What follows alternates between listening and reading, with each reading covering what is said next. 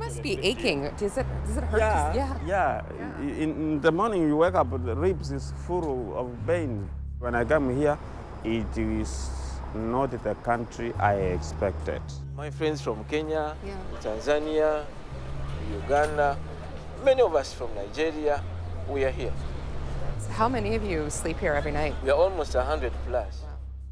This summer, a humanitarian crisis played out on the streets of downtown Toronto.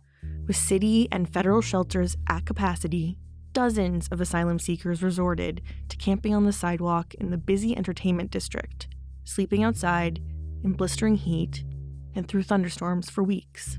For the last 21 days, our brothers and sisters have been sleeping on the streets of Toronto.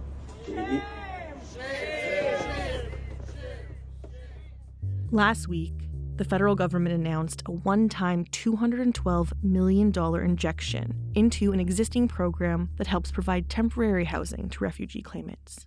And most of that funding is earmarked for Toronto. But the city's mayor and the premier of Ontario want more, a lot more. Finding the space, funding the space, setting it up, especially if it's an emergency situation. We just don't have that kind of expertise to do so. You can't just drop people and say, okay, we're all done. It doesn't work that way.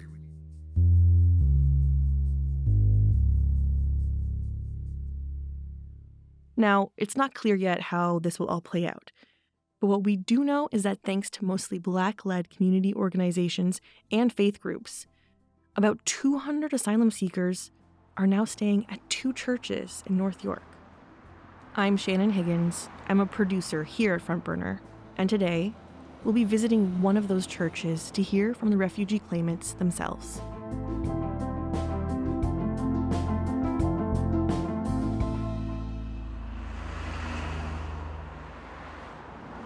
Okay, so we're here at Dominion Church International Toronto in North York. That's like in the northwest end of Toronto. And from the outside, the church looks a bit like an office building. We're next to a very busy road, and this is one of 2 churches housing a lot of people who have been living on the sidewalk. So we're about to go in to meet some refugee claimants who have been finding shelter here. Let's go. Yeah. I'm Shannon. I'm the CBC. My name is Samuel Okisitu. Here, Dominion Church to me is home. I am a community advocate who understands the community and its needs. That's Samuel. He's a volunteer who welcomed us when we arrived. And not that long ago, he relied on Dominion Church for survival. In the very first beginning of my life in Canada, I came as a refugee in this place, a political refugee belonging to the People Power movement. Samuel is a refugee from Uganda, and his support of a pro-democracy, anti-corruption political movement made him a government target. He came to Canada in 2019, and during the pandemic, things got so tough, he ended up living out of a small back room at the church. So he knows exactly how it feels to be new to a country and have nowhere to sleep. I worked as a PSW, and one woman, before her death, told her mother that, hey, there was an angel in my room, a man from Africa. His name is Samuel. He comes from Uganda. That humbles me. And I understand there are so many unsung angels. These angels are refugees like myself. It means that there are so many other angels really who have been hit hard by COVID-19, hit hard by the sunshine on the streets, hit by the rain or the snow. These people need our love. They need our compassion. They need us to open our doors to see that they feel a home away from home. As we get to talking, Samuel tells me that the church actually rents this space for about $6,000 a month. And he offers to show us how they've managed to convert their worship space into a shelter. It will be okay. It will be okay to walk along with you. Yeah. Yeah. Mm-hmm. So we're heading into the sanctuary? Yeah, we're heading into the sanctuary and the... Okay, so we're in the heart of the church. It's a big open room. It looks a little bit like an office building that's been converted into a church. And there's a stage at the front. There's some crosses. And there are dark purple chairs where people have been sleeping. The situation's very makeshift here. There's like a food area at the back. There's some pizza that's been delivered. And I can see some bananas. And people are moving a microwave in now, I assume, to heat some stuff up. And there's just people kind of hanging out with their belongings. There's some makeshift beds on the ground. And later tonight, there will be a room full of people trying to get some rest here. Samuel says that more than 100 people will be sleeping in the church that night, maybe more. And looking around, the church is clearly trying its best with the resources they have. But the space just isn't set up for this level of need. Because we lack storage, we are forced to really just have these curtains cover the things we use. As you may see, so this is like a food area? It's kind of food area. We have the food bank, trying to really help members with food donations. But we don't have storage, even if we got members who respond to send donations here. But this is how we squeeze everything, try to make it happen. You can see. Well, there's tomatoes, and we're looking at some melons. Watermelons. But there's not a lot of space here. Yeah, not a lot of space. Yeah. This is our small boardroom, which has been turned into, a place for accessories or toiletries or.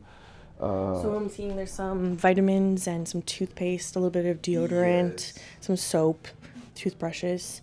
But there's not a lot compared to how many people are here.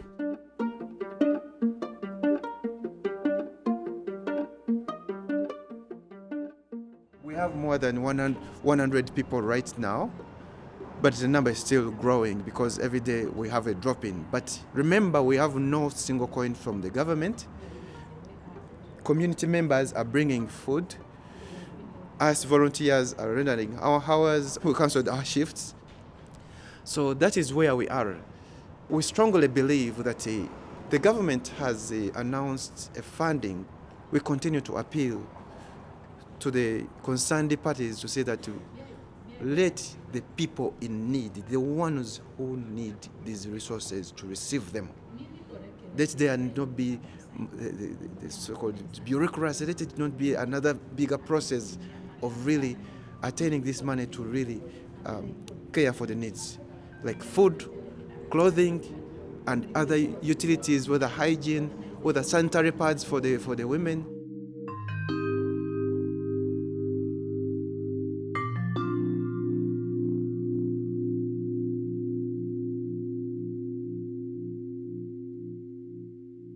Now, after showing us around, Samuel introduced us to a woman wearing this blue Superman t-shirt.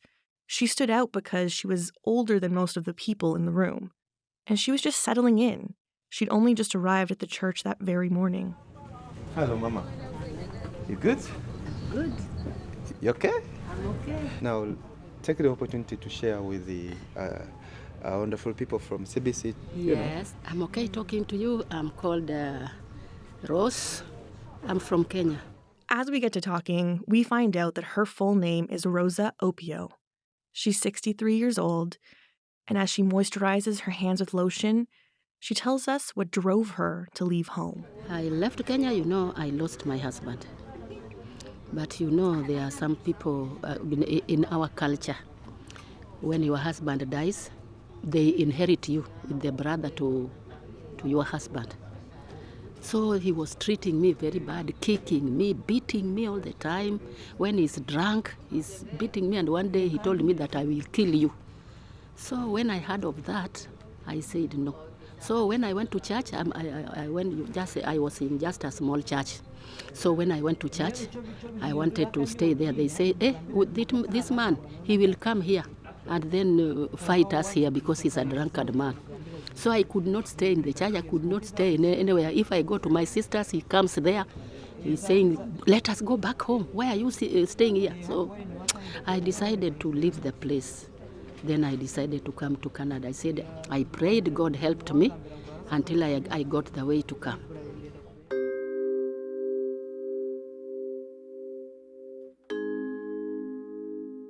Rosa tells us she's been in Canada for about a month. But like most people in that church, she just couldn't find a steady place to stay at night. Today I'm feeling very good. And I'm happy, my daughter. I'm happy because I've been just going around, walking in the streets here and there. I call the centers, I don't get. I was just roaming around, going up and down, looking for the center where I can go. But I failed to get. Sometimes I just sleep somewhere you can't even understand. So I was suffering like that. It was suffering. So today I can count this is a blessing to me.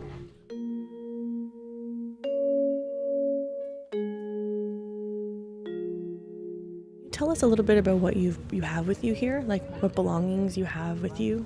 Oh, my belongings. I have, anyway, I only have my clothes here. I have my clothes and my phones. I have just clothes and phones. I have nothing again. Or I can open for you, you check, you see. It's okay. But you have, so it's just like a small bag and then another sort of tote bag. I have this one. I also have this one here. So there's a towel and This purse. is a towel and there's a bag inside here with my small things. Yes, I have small things here, like medicine, which I took because I'm suffering from blood pressure. After Rosa showed us all her things, before we said goodbye, she asked if we could take a selfie with her, which we did. And then I had one last question. What are you hoping for? What I'm hoping for is that if I can get somewhere to stay, and I get some little work, I do. And then I continue with the life.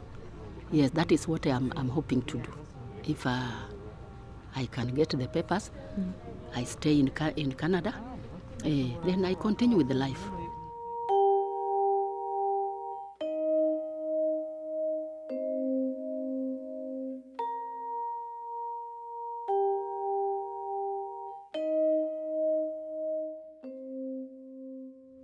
My name is Brian Masai, a Kenyan refugee, currently is seeking asylum in Canada. That's Brian, the next person we met at the church. He's a younger man. Back home, he's a journalist. And as we sat down, he showed us his sleeping arrangements, which was basically a bunch of chairs lined up in a row. What you're looking at here basically is my queen bed. So the queen bed is like 6 chairs. 1, 2, 3, 4. So basically eight chairs. So how's your back doing? Compared to where we were, this is heaven. Brian tells us he's been in Canada for about 6 weeks, but only arrived at the church a couple days ago. Have you ever been to a desert where there's basically no one you know? There's no one you can basically just reach out to, and just, even for a conversation. It's very sad that, unfortunately, besides the housing and every other basic commodity, the mental health as well of most of the refugees is not good. What about you? Like, how are you feeling? I have to be strong, you know. It's an African thing not to show pain, and that's why you see that if you look at the faces of most of us, the resilience on our faces, the willingness to bear pain and long hours of basically cold. So you can imagine their mental state. There are people here who, their minds are not here. People have depression here already. I mean, they're running away from problems back at home. And you get here, you start questioning yourself. I mean, why? Is there a future here really? But thank God right now, at least there's some light at the end of the tunnel, some glimmer of hope.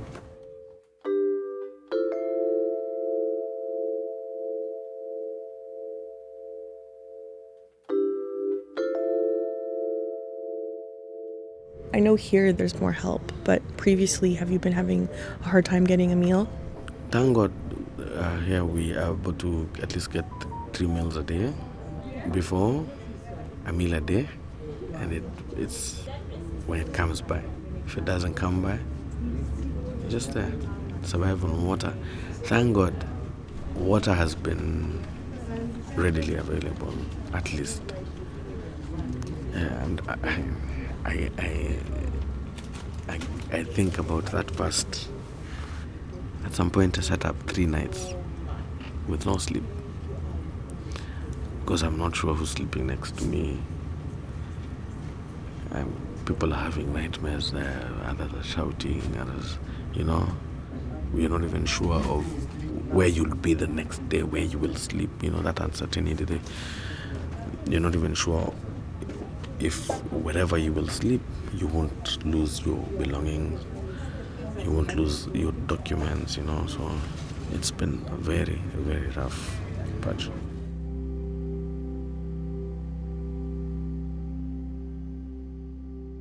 Brian is not comfortable sharing why he had to flee his home. But he does tell us that he's been offered legal assistance here in Canada. And he guesses that everyone at the church has at least started the paperwork for claiming asylum. He says he wants to get a job, become a taxpayer, maybe even start a family one day. And despite everything he's gone through, Brian was still hopeful about his choice to come to Canada. When you left home, did you have any expectations for how this process would be once you got to Canada, or were you just unsure? It was sort of a step in the dark. Wow. Did you think it would be better? By all standards, yes. Compared to where we're coming from and what is happening, oh no, this is heaven. And the legal justice system here and the immigration system here is straightforward, Despite the timings and probably a few delays here and there, you can actually track the process of what is happening, You can basically follow up and know where your process, where your application is, what stages it is at.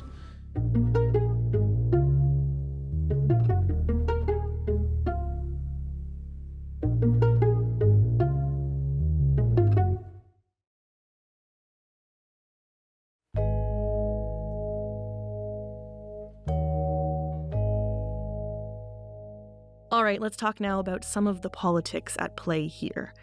In Toronto, the shelters are full, with more than a third of the 9,000 beds filled by refugee and asylum seekers.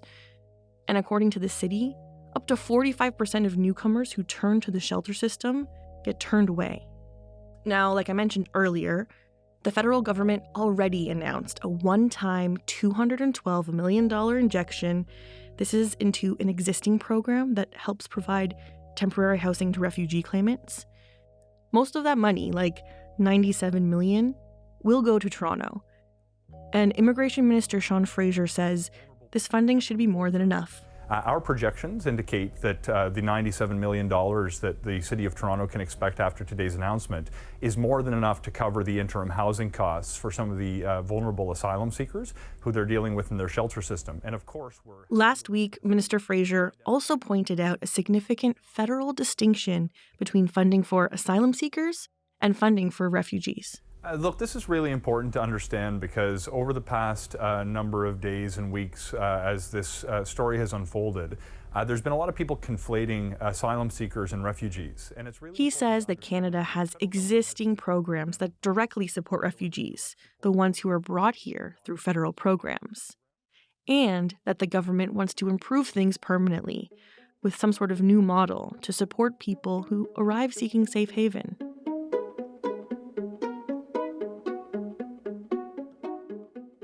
Now, back in Toronto, the new mayor, Olivia Chow, welcomed the federal funding, but called it a short-term stopgap that won't meet the needs of refugees. We know the 97 million will only shelter 2,000 refugees, and there are a lot more coming, so we need a long-term solution. Toronto and Ontario have both announced $6.67 million in one-time funding to the Canada-Ontario Housing Benefit.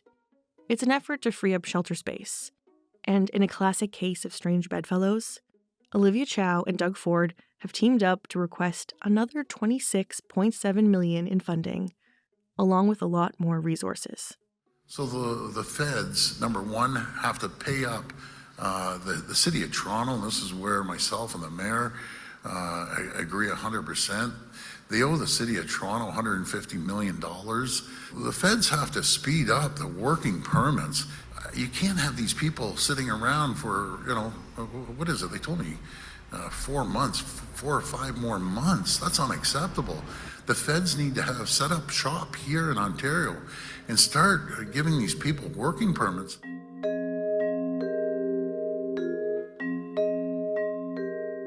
Before we move on, it's worth noting that according to Ontario's fiscal watchdog, the province does have money, with a recent $500 million budget surplus. And it's predicted that Ontario will have multi-billion-dollar annual surpluses in the future. Back at Dominion Church, I asked Samuel for his thoughts on the political fight and what he'd like to see from all levels of government, starting with the city.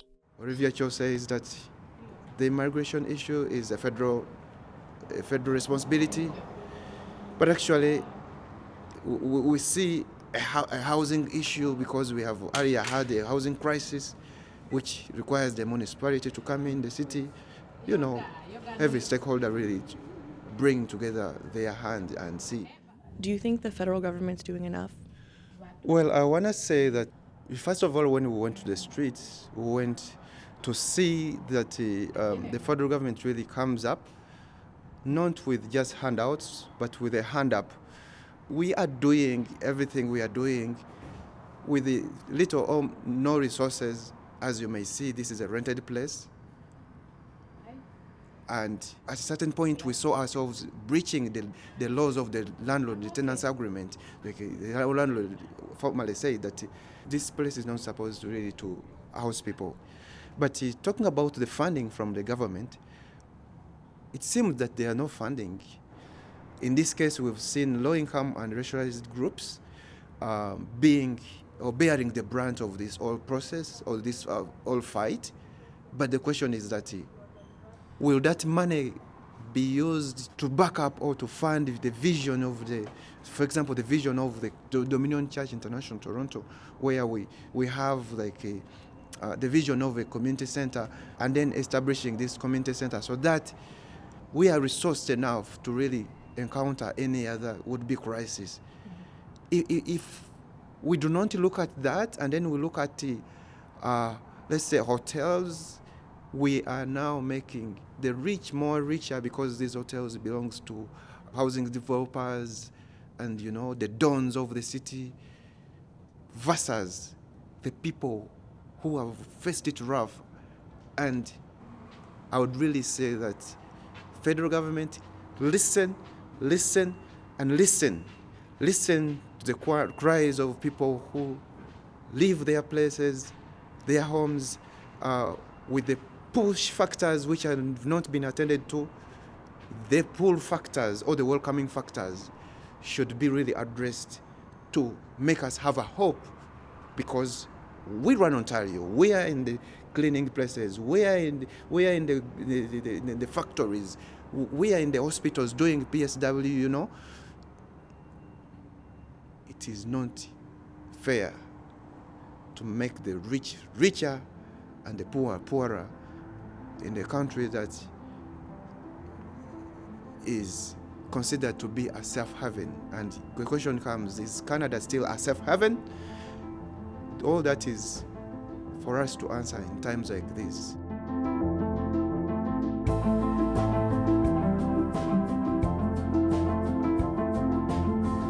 So when we published this episode, hundreds of people were still sleeping at those 2 North York churches.